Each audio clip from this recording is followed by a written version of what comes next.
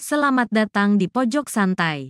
Sebelum Anda mendengarkan audiobook ini, kami menginformasikan bahwa channel ini adalah review audio dari buku yang ada di Indonesia. Untuk membaca keseluruhan buku ini, kami menyarankan membeli buku aslinya di toko buku kesayangan Anda, baik offline maupun online. Keberadaan channel ini dimaksudkan untuk membantu Anda mendapatkan pengetahuan dari buku-buku kesayangan Anda.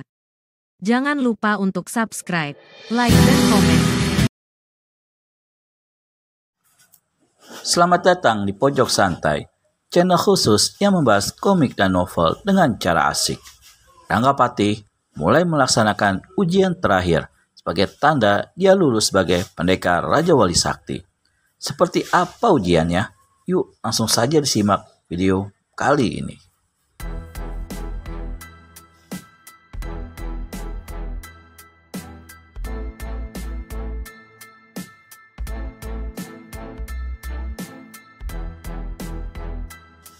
Tak ada seorang pun terlihat di sekitar situ.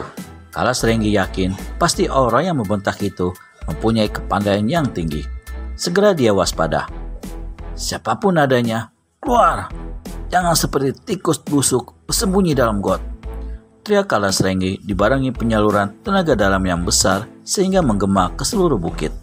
Begitu hebatnya tenaga dalam yang dimiliki Kalas Renggi sehingga hembusan angin berhenti seketika. Matanya kembali beredar di sekelilingnya. Ternyata sisa bernyawa hanya mengandalkan bacot. Terdengar suara ejekan menggema. Monyet buntung, kalau kau punya nyali, keluar. Kalas Renggi panas. Sejak tadi aku di sini, Kalas Renggi. Rasa terkejut Kalas Renggi bagai disengat ribuan tawon. Dia cepat melompat dari punggung kudanya. Entah dari mana datangnya, tiba-tiba telah berdiri seorang kakek di atas batu besar. Kalas Renggi tahu kalau kakek itu seorang tokoh sakti yang bernama Empu Danuraga, atau biasa dijuluki si gila pembuat pedang. Empu Danuraga seorang tokoh tua yang sangat disegani.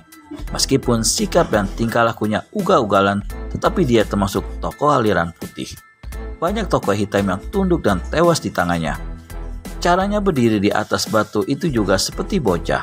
Dia bertumpu pada sebatang pedang hitam pekat dan sebelah kakinya ditekuk bersilang. Ada urusan apa kau menghalangi jalanku, kakek tua? Tanya Kalas Renggi dingin. Aku hanya minta ditemani, saut Empu Danuraga. Tangannya menimang-nimang pedang hitam bagai menimang boneka. Aku tak sempat menemanimu. Ada urusan yang lebih penting. Kalas Renggi melompat ke punggung kudanya.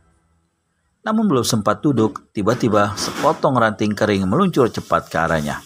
Kalas Renggi dengan cepat berkelit, dengan ujung jari disentilnya ranting itu. Tubuh Kalas Renggi lalu bersalto di udara, kembali turun dengan manis. Sambal nyawa ternyata bukan hanya nama kosong. Lagi-lagi Empu Danuraga mengejek.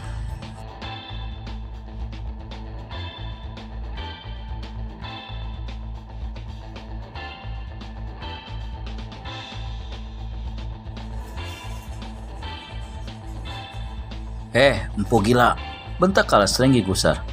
Aku tidak ada urusan denganmu. Mengapa kau halangi jalanku? Tidak ada urusan katamu. Rupanya kau sudah pikun, Kalas Renggi. Aku sengaja meninggalkan gubukku untuk mencarimu. Kau berhutang nyawa pada cucuku.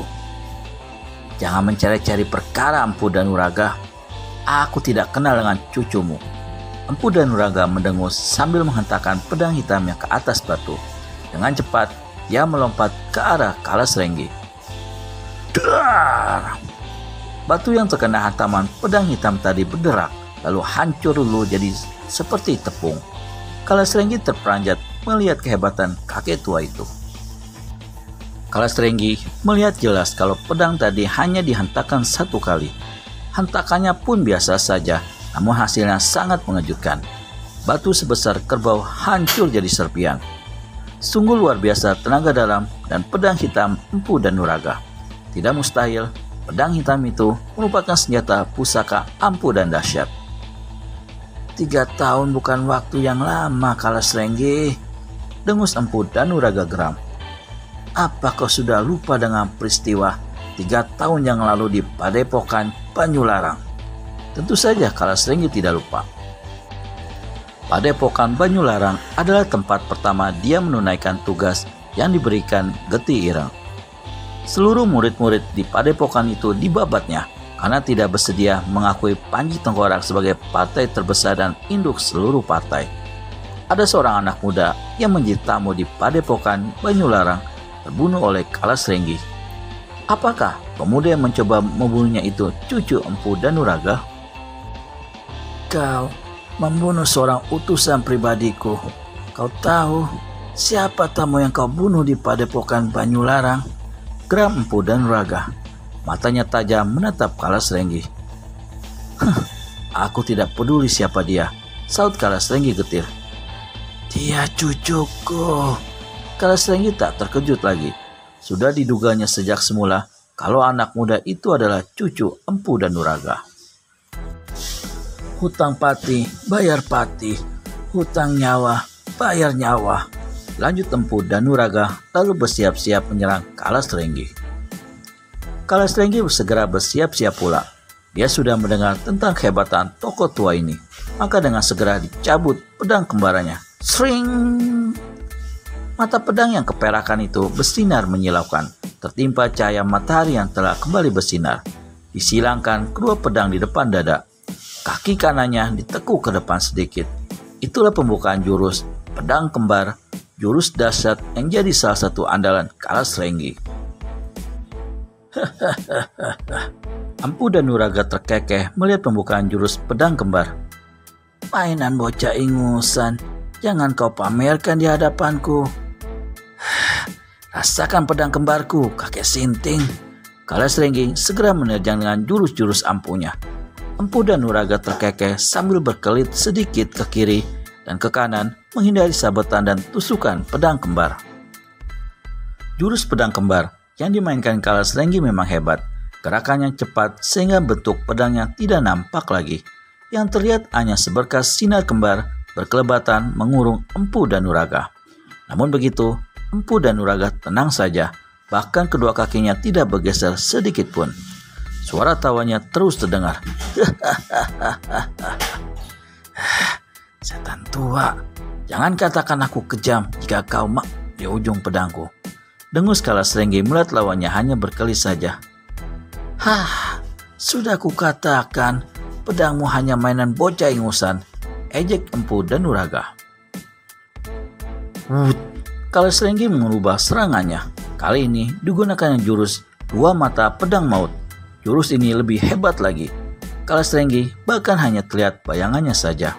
Lompat ke segala penjuru dengan kedua pedang menyambar-nyambar. Trang! Kali ini, Empu Danuraga terpaksa menggunakan pedang hitamnya untuk menangkis serangan lawan. Dalam hati, dia mengagumi jurus-jurus yang dimainkan Kalas Renggi. Pijaran api memercik ketika pedang mereka berbenturan. Di pihak Kalas Renggi, dia juga mengakui kehebatan kakek ini. Tangannya selalu terasa kesemutan jika salah satu pedangnya membentur pedang Empu Danuraga. Tapi berkat keterampilannya memainkan dua pedang yang dibarengi pengerahan tenaga dalam, Kalas Renggi masih mampu melakukan serangan-serangan berbahaya. Bagaimana selanjutnya? Siapakah yang akan memenangkan pertarungan mendebarkan ini? Si Sambar Nyawa atau si gila pembuat pedang? Dapatkan jawabannya di video selanjutnya hanya di channel Pojok Santai. Segera subscribe dan tekan tombol lonceng untuk mendapat notifikasi video terbaru dari kami. Terima kasih dan sampai bertemu kembali.